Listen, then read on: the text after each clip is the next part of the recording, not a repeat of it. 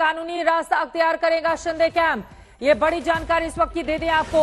जिस तरह की परिस्थितियां इस वक्त बनी हुई है उसके मद्देनजर उद्धव के बनाए विधायक दल के नेता को चुनौती दी जाएगी शिंदे खेमे की ओर से। शिंदे खेमे की ओर से डिप्टी स्पीकर के फैसले के खिलाफ भी कोर्ट जाया जाएगा। डिप्टी स्पीकर ने नोटिस जारी करके सोमवार 5:30 बजे तक जवाब मांगा है।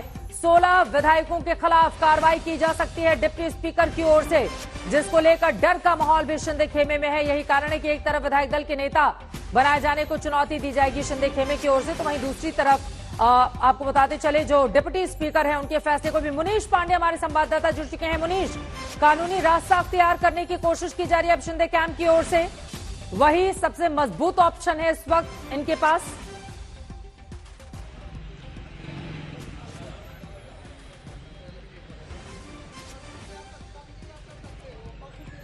मुनीश, सुन पा रहे हैं कि आप मुझे? क्या अदालत से ही आस शिंदे ग्रुप को? जी बिल्कुल, देखिए अभी तक जो राजनीतिक लड़ाई चल रही थी इसका अंत तो कानूनी लड़ाई के रूप में ही होना है, और इसी के लिए चाहे वो एकनाथ शिंदे का कैंप हो चाहे वो उद्धव ठाकरे का कैंप हो, दोनों ही कैंप ने मन बना लिया है कि किस तरीके से वो कानूनी लड़ाई लड़ने वाले हैं। और बहुत मुमकिन लग रहा है कि कल जो एकनाथ शिंदे का कैंप है वो कोर्ट का दरवाजा खटखटाएगा। लगातार जो वरिष्ठ वकील हैं उनके साथ में एकनाथ शिंदे का कैंप संपर्क में है, तो वहीं दूसरी तरफ उद्धव ठाकरे के कैंप की तरफ से अनिल देसाई जो कि एक बड़े नेता हैं शिवसेना के, वो वकीलों से लगातार बातचीत कर रहे हैं। अब जो खबर आ रही है हमारे पास में उसमें यह है कि एकनाथ शिंदे न सिर्फ जो एक डिस्क्वालिफिकेशन का नोटिस दिया गया हुआ है डिप्टी गवर्नर की तरफ से, उसको लेकर वो चैलेंज करने वाले हैं, बल्कि वो इस बात को लेकर भी चैलेंज करने वाले हैं कि एकनाथ शिंदे जब ये पूरा का पूरा मामला नहीं हुआ था उस वक्त भी शिवसेना के ग्रुप लीडर थे। उनके साथ में 37 से 38 विधायक हैं, यानी कि 2/3 से ज्यादा बहुमत उनके पास में है। तो उद्धव ठाकरे कैसे ग्रुप लीडर को चेंज कर सकते हैं? और कोर्ट के सामने वो यह भी दलील देने वाले हैं, चूंकि एकनाथ शिंदे अभी भी जो विधानसभा में 55 जो एमएलएज हैं उसके ग्रुप लीडर हैं, उसके बिना पर वो ये कहेंगे कि उद्धव ठाकरे के जो एमएलएज हैं उनको दरअसल इसमें बर्खास्त करना चाहिए, उनको डिस्क्वालीफाई करना चाहिए। तो ये पूरी की पूरी लीगल स्ट्रेटजी तैयार की गई है। कोशिश दोनों कैंप से ये रहेगी कि कितने जो विधायक एकनाथ शिंदे के ग्रुप में है या उद्धव ठाकरे, यानी कि अलग अलग कैंप के कितने जो विधायक हैं उनको डिस्क्वालीफाई कराने के लिए कोर्ट के सामने मामला लेकर जाया जाए। ठीक है। उसके अलावा दूसरी अगर मैं बात करूं तो जो लीगल बैटल है उसको लेकर खुद जो शरद पवार हैं वो भी नजर बनाए हुए हैं।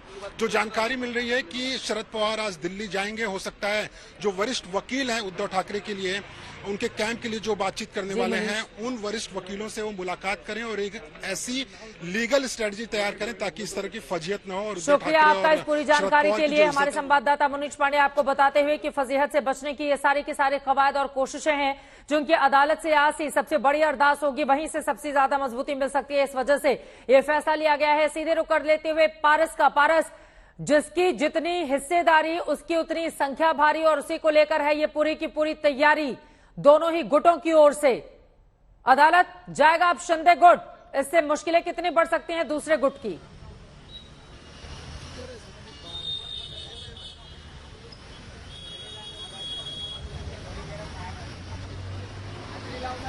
पारस आपके पास आवाज नहीं जा रही है। अशोक, इसी सवाल के साथ आपके पास आते हुए, अब ये तो संख्या बल का पूरा खेल है। एक तरफ जहां इन लोगों का कहना है कि संख्या बल हमारे साथ है, फिर बेवजह हमें किस तरह से नोटिस जारी किया गया, सिर्फ 2 दिनों का समय दिया गया, अचानक से इतने बड़े फैसले पर कैसे तुरंत नोटिस का जवाब दिया जाएगा?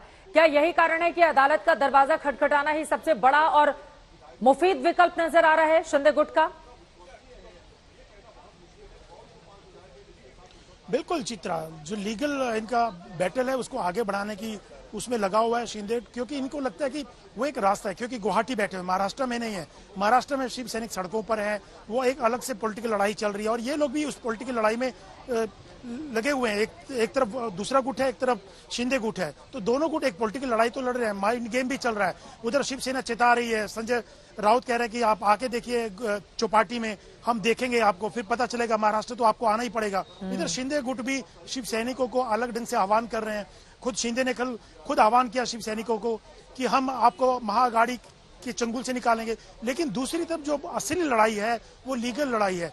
जो कानूनी तौर से शिंदे गुट कोर्ट का दरवाजा खटखटा रहा है, उनके जो विधायक दल से हटाया गया है उसको चुनौती देने वाला है, 16 विधायकों के डिस्क्वालिफिकेशन को का जवाब देने वाला है जो उनसे मांगे गए हैं। कानूनी राय तमाम तरीके से, सिर्फ शिंदे गुट ही कानूनी राय नहीं ले रहा, उधर शिवसेना गुट उद्धव का खेमा भी लीगल राय ले रहा है, उधर शरद पवार भी कानूनी तौर से राय ले रहे हैं और दे रहे हैं। तो तमाम उधर एक अलग मोर्चाबंदी है, इधर अलग मोर्चाबंदी है, इधर बीजेपी के लोग भी इनडायरेक्टली उनको समर्थन दे रहे हैं। हालांकि देवेंद्र फडणवीस खुल करके सामने आ गए थे बड़ोदरा में जो मीटिंग हुई थी, लेकिन बीजेपी बिहाइंड द सीन पीछे से इस शिंदे गुट की मदद कर रही है, चाहे कानूनी पहलू हो चाहे पॉलिटिकल पहलू हो। तो दोनों गुट अपने अपने तरीके से पॉलिटिकल लड़ाई के साथ कानूनी लड़ाई भी लड़ रहे हैं। पॉलिटिकल्स के साथ ही कानूनी लड़ाई भी लगातार जारी है। आपको बता दें, इतिहास भी साक्षी रहा है, जब भी एक पार्टी को लेकर दो अलग अलग गुट दावे करते हैं तो उनमें से यकीनन एक गुट को दरवाजा खटखटाना ही पड़ता है। अदालत का उसी से आस है